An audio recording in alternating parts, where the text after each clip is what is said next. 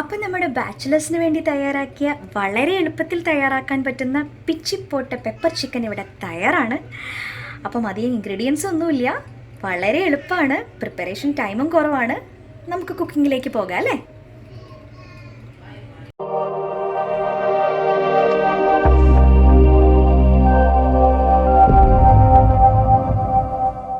Hello, എന്തൊക്കെയുണ്ട് വിശേഷം? എല്ലാവരും സുഖമായിട്ടിരിക്കുന്നില്ലേ? അപ്പം ഇന്നും ഞാൻ വന്നിട്ടുള്ളത് വളരെ ഈസി ആയിട്ട് ചെയ്യാൻ പറ്റുന്ന ഒരു റെസിപ്പി ആയിട്ടാണ്. ഈസി ആക്കി നമ്മൾ ചെയ്യാണ് കേട്ടോ, സംഭവം ഈസി അല്ല. നിങ്ങൾക്ക് എല്ലാവർക്കും പരിചിതമായിട്ടുള്ള പിച്ചി പോട്ട കോഴിയാണ്. അപ്പോൾ അത് പിച്ചി പോട്ട പെപ്പർ ചിക്കനാണ് ഞാൻ ചെയ്യുന്നത്. ബാച്ചിലേഴ്സിന് വേണ്ടിയിട്ടുള്ള റെസിപ്പിയാണ്, എളുപ്പത്തിൽ എങ്ങനെ ചെയ്യാന്നുള്ളതാണ്. അപ്പോൾ ഫസ്റ്റത്തെ പ്രോസസ്സ് എന്ന് പറയുന്നത് നമ്മുടെ ചിക്കനെ ഒന്ന് ശരിയാക്കി എടുക്കലാണ്. അപ്പം ഇതെല്ലാവർക്കും അറിയാവുന്ന പ്രോസസ്സ് ആയതുകൊണ്ട് ഞാനിത് കാണിക്കാത്തത്. അപ്പം ഞാൻ ചിക്കൻ എന്താ ചെയ്തിട്ടുള്ളതെന്ന് വെച്ചാൽ 400 ഗ്രാം ചിക്കനിലോട്ട് ഞാൻ ആവശ്യത്തിന് ഉപ്പ്, അതുമാതിരി ഒരു 1/4 ടീസ്പൂൺ മഞ്ഞൾപ്പൊടി, 1/2 ടീസ്പൂൺ കുരുമുളക് പൊടി, വീട്ടിൽ തന്നെ പൊടിച്ചിട്ടുള്ള കുരുമുളകാണ്, അപ്പോൾ കുറച്ച് ക്രഷ്ഡ് ആയിട്ടുള്ള പെപ്പർ, പിന്നെ അതുമാതിരി തന്നെ ഒരു ഇച്ചിരി വെളിച്ചെണ്ണ, ഇതെല്ലാം കൂടെ മാരിനേറ്റ് ചെയ്തിട്ട് ഞാൻ ഇതിനെ 3 വിസിൽസ് കേൾപ്പിച്ചു കേട്ടോ. അപ്പം എന്താണെന്ന് വെച്ച് കഴിഞ്ഞാൽ ഇത് നല്ല സോഫ്റ്റ് ആൻഡ് ടെൻഡർ ആയിട്ടുണ്ട്. ഓക്കെ, അപ്പോൾ ഇത് കൈ കൊണ്ട് ഇങ്ങനെ പിച്ചിടുക. ഓക്കെ, അപ്പം എല്ലിന്ന് വിട്ട് വരുന്ന രീതിയിൽ ചെയ്താലും കുഴപ്പമില്ല. എനിക്കിങ്ങനെ നന്നായിട്ട് ഇങ്ങനെ ഉടയ്ക്കുന്നതാണ് ഇഷ്ടം, നിങ്ങൾക്ക് ഇഷ്ടം പോലെ ചെയ്യാം. പക്ഷേ പിച്ചി ഇടുകയാണ് ബേസിക്കലി ചെയ്യേണ്ടത്. അപ്പം ഞാനിതൊന്ന് പിച്ചിട്ടിട്ട് ഞാൻ നിങ്ങൾക്ക് കാണിച്ചു തരാം. അപ്പോൾ ദേ ചിക്കൻ കണ്ടോ, ഞാനിങ്ങനെ പിച്ചി ഇട്ടു, കൈ കൊണ്ടാണ് ചെയ്യേണ്ടത്. നമ്മുടെ പിച്ചി പോട്ട് കോഴിയല്ലേ, അപ്പം ഇങ്ങനെ ദേ ചെയ്ത് വെച്ചിട്ടുണ്ട്. അപ്പം ഞാൻ ദേ എല്ലാം ഉടച്ചിട്ടുണ്ട്. അപ്പം ഇങ്ങനെയാക്കി വെച്ചു. ഇനി നമുക്ക് ബാക്കിയുള്ള ഇൻഗ്രീഡിയൻസ് ഞാൻ പറഞ്ഞുതരാം. ഇതിപ്പോൾ 1.5 വലിയ സവാള, അപ്പം ഞാൻ വലിയ സവാള ആയതുകൊണ്ട് 1.5 എടുത്തിട്ടുള്ളൂ. ചെറിയ സവാളയാണെങ്കിൽ നിങ്ങൾ 2 എടുക്കുക. പിന്നെ കുറച്ച് കൊത്തമല്ലി അരിഞ്ഞ് വെച്ചിട്ടുണ്ട്. ഒറ്റ ടൊമാറ്റോ എടുത്തിട്ടുള്ളൂ, വലിയ ടൊമാറ്റോ വരുന്നതുകൊണ്ട് ഒരു ടൊമാറ്റോ എടുത്തിട്ടുള്ളൂ. പിന്നെ ഒരു 1.5 ഇഞ്ച് വലിപ്പമുള്ള ഇഞ്ചിയും ഒരു 6 അല്ലി വെളുത്തുള്ളിയും കൂടെ ഞാനിങ്ങനെ നമ്മുടെ കുഞ്ഞ് ജാറിലിട്ട് ജസ്റ്റ് ഒന്ന് ക്രഷ് ചെയ്ത് വെച്ചേക്കുന്നു. പിന്നെ ഇതൊരു 1/4 ഉള്ളി, അത് ജസ്റ്റ് അലങ്കരിക്കാൻ വേണ്ടി മാത്രമാണ് ഇത് കൊത്തിയരിഞ്ഞ് വെച്ചിരിക്കുന്നത്. പിന്നെ ഒരു 1/4 ഭാഗം നാരങ്ങയുടെ കഷ്ണം എടുത്തിട്ടുണ്ട് ലാസ്റ്റ് ഇതുമാതിരി ഒഴിക്കാനായിട്ട്. ഒറ്റ പച്ചമുളക് എടുത്തിട്ടുള്ളൂ, കറിവേപ്പില വേണം. പിന്നെ നമ്മുടെ ചിക്കൻ വേവിക്കുന്ന സമയത്ത് ചിക്കനിൽ നിന്ന് ഇറങ്ങി വന്നിട്ടുള്ള സ്റ്റോക്കാണിത്, ഇത് കളയരുത്, ഇത് ഇതിലോട്ട് യൂസ് ചെയ്യാനുള്ളതാണ്. അപ്പം അതുമാതിരി തന്നെ മാറ്റി വെച്ചിട്ടുണ്ട്. പിന്നെ പിച്ചി പോട്ട പെപ്പർ ചിക്കന് വേണ്ട പെപ്പർ. അപ്പോൾ പെപ്പർ ഇത് നമ്മുടെ വീട്ടിൽ തന്നെ പൊടിച്ച് വെച്ചിട്ടുള്ള പെപ്പറാണ്. അപ്പം ഈ പെപ്പർ ആണ് നമ്മളിതിൽ യൂസ് ചെയ്യുന്നത്. അപ്പോൾ പെപ്പറിൻ്റെ അളവ് ഞാനിപ്പോൾ പറയുന്നില്ല, കാര്യം പെപ്പറിൻ്റെ അളവ് കുറച്ച് കൂട്ടാനും കുറയ്ക്കാനുള്ളത് കൊണ്ട് നമുക്ക് ആവശ്യാനുസരണം ചേർക്കാം. പക്ഷേ ഇതിലോട്ടൊരു ഏകദേശം ക്വാണ്ടിറ്റി പറയുകയാണെങ്കിൽ 1 തൊട്ട് 1.5 ടീസ്പൂൺ വരെ വരും. പിന്നെ അതർ ഇൻഗ്രീഡിയൻസ് എന്ന് പറയുന്നത് ഇതധികം മസാല ഇല്ല, ഞാൻ പറഞ്ഞല്ലോ ബാച്ചിലേഴ്സിനാണ് ഞാനിപ്പം കൂടുതൽ റെസിപ്പീസ് ചെയ്യണത്, കാര്യം ഈസി റെസിപ്പീസാണ് നമ്മളിപ്പോൾ കോൺസെൻട്രേറ്റ് ചെയ്യുന്നത്. അപ്പോൾ ഇതിനകത്തോട്ട് വേണ്ടത് 1.5 ടീസ്പൂൺ മീറ്റ് മസാല, ഏതെങ്കിലും ഇനം മീറ്റ് മസാല, ഇനി ഇതിൽ വേറെ മുളക് പൊടിയോ മല്ലിപ്പൊടിയോ ഒന്നും ചേർക്കുന്നില്ല. 1/2 ടീസ്പൂൺ ടെർമറിക്, പിന്നെ ഒരു 1/4 ടീസ്പൂൺ നമ്മുടെ ഗരം മസാല. ഇത് ഓപ്ഷണലാണ്, ആവശ്യമുണ്ടെങ്കിൽ മാത്രം ചേർക്കാം. അപ്പോൾ നമ്മുടെ കുക്കിങ്ങിലോട്ട് പോകാം. അപ്പം ഞാനിപ്പോൾ ഒരു കടായി അടുപ്പത്ത് വെച്ചിട്ടുണ്ട്. ഇത് കുറച്ച് വലിയ കടായിൽ ചെയ്യാം, ചുവട് കട്ടിയുള്ള പാത്രത്തിൽ ചെയ്യാൻ ശ്രമിക്കുക, എന്നാലാണ് നമുക്ക് ആവശ്യാനുസരണം കുത്തി ഇളക്കിയും ചെയ്യാൻ പറ്റുള്ളൂ.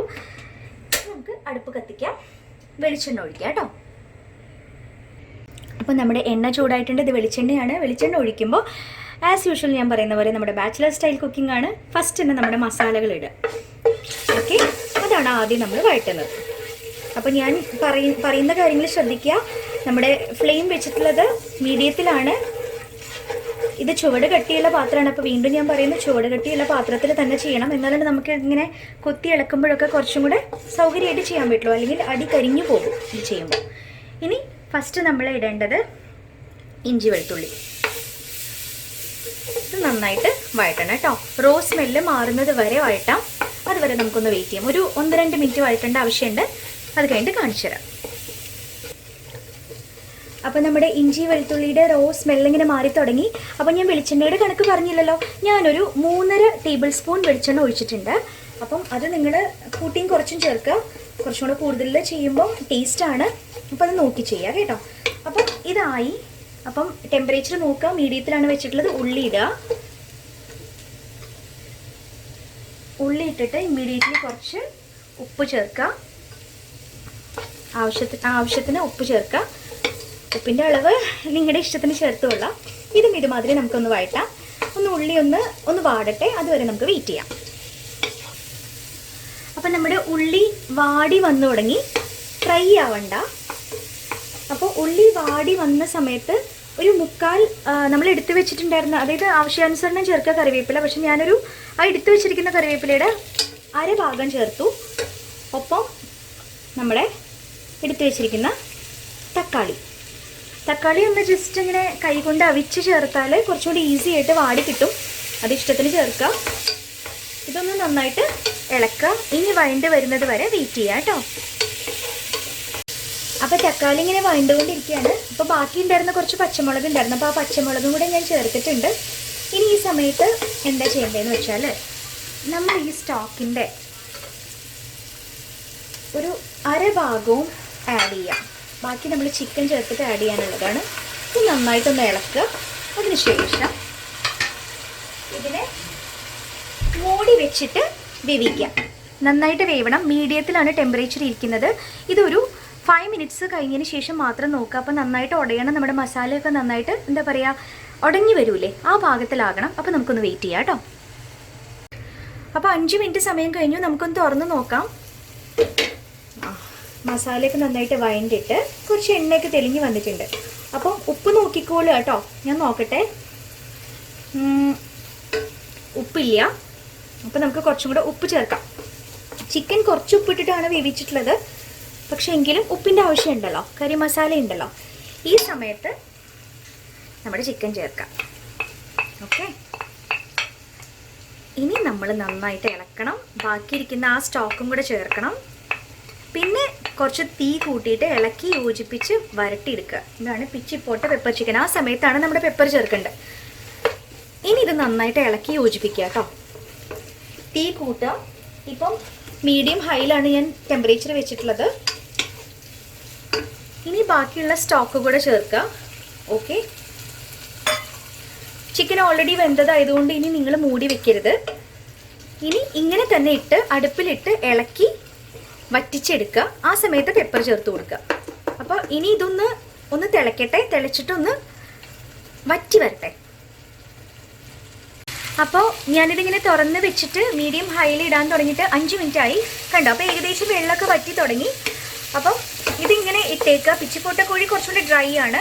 അപ്പം ഞാനിത് ഇങ്ങനെ തന്നെ ഇട്ടേക്കുവാണ്. ഇനി ആ ജ്യൂസസ് ഒക്കെ ഇതിനകത്ത് പിടിച്ച് നല്ല ഡ്രൈ പരുവായിട്ട് വരണം. നിങ്ങൾക്ക് ഈ പരുവത്തിലും കഴിക്കാം. പക്ഷെ അത് ഒരു എന്താ പറയുക മസാല പൊതിഞ്ഞിരിക്കുന്ന ചിക്കനാവും, പിച്ചിപ്പൊട്ട കോഴിയാവില്ല കേട്ടോ. പിന്നെ ഇത് എളുപ്പമല്ലേ ഓർത്ത് വയ്ക്കാൻ. ഞാൻ പറഞ്ഞല്ലോ, അപ്പോൾ ബാച്ചിലേഴ്സിനാണ് ഞാൻ കൂടുതൽ എന്താ പറയുക റെസിപ്പീസ് കൊടുക്കാൻ ഉദ്ദേശിക്കുന്നത്.